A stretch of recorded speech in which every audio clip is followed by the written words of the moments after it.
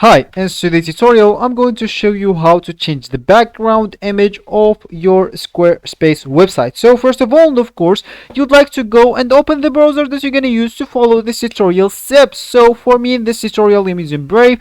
Of course, for you can use any other tutorial. So let's just go into Squarespace directly. Hit the enter button, and here that will actually be your home/main screen. Of course, if it's your first time using the website, you'd like to go and create your account, then choose some template to start working within this website correctly. So if you already did that like me, just go here and click at your icon, and it will actually take you into the dashboard, and here you will find the template or the website that you choose. So let's just go and click at any of them here, and of course that will actually take you into the website that you choose, and you will start being able to edit after clicking at this icon here, or this option which is edit.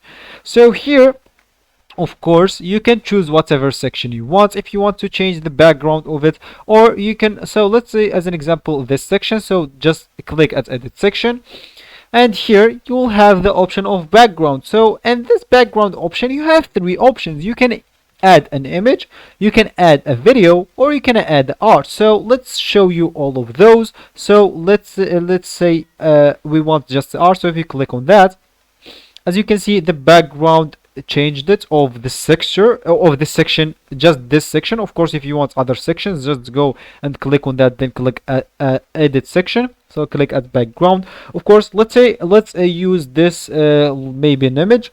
So let's just choose this as an example. So here let's just wait until it's actually upload.